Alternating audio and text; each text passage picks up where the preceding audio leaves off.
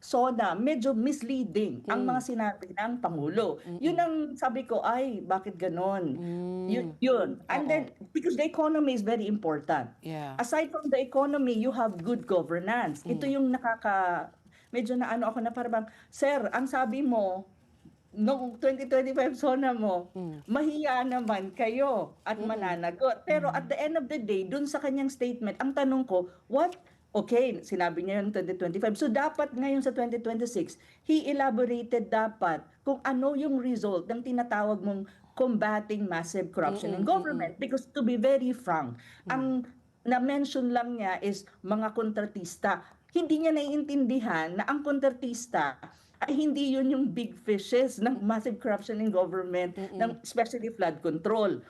May malalaking isda dyan na hindi actually nabibigyan ng kaukulang investigation ng kanyang administration. Tapos nagkaroon siya ng political grandstanding saying na I am the president of the people, Hmm. not of my family. Mm. Highlighting Martin Romualdez as the Mm. poster, parang ginawa niyang trophy si Martin Romualdez saying na may mga kaso na ilalatag kay Martin Romualdez. But take note, Hmm. what are really those cases? Because as far as we know, nasa preliminary investigation siya. And Oo. when you say preliminary investigation in the Philippines, to be very frank, the possibility of it that will not push through is very high. Hmm. Kasi even the ombudsman is saying that, and even the DOJ is saying na they're building the case kasi hindi daw nila makonect at wala daw silang sufficient evidence to Evidence. even file a case against Martin Oo. Romualdez. Oo, So oo. that is even, sabi ko, bakit mo ginamit yung yung pinsan mo, yet wala ka namang concrete na,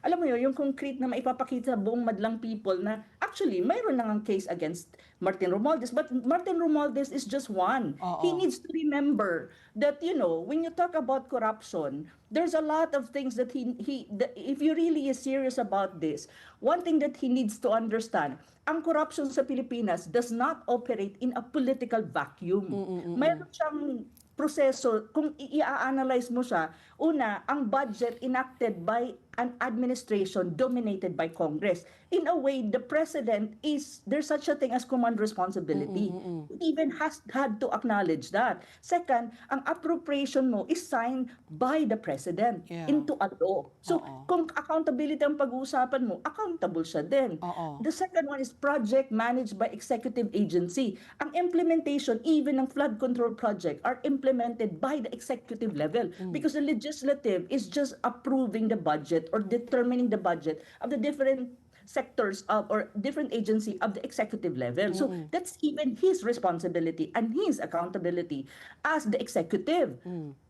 And contractors alam mo, yung sinasabi niya mga contractors daw nakulong, he actually forgot the fact that yung mga contractors na yan, accredited by the government, ang Government. nagbigay ng kanilang mga kontrata Oo. is the executive level because the executive level is the implementing agency and Mm. officials appointed, supervised, or politically allied with the administration. And even then, isa sa kanyang dapat ginawa niyang accountable is yung DBM. Basta ang Hmm. DBM nagre-release ng budget pero hindi niya sinabi kasi pinakita lang niya doon na si MR. So MR is the sacrificial lamb, yet hindi nga malinaw kung ano Martin. ba talaga ang Oh.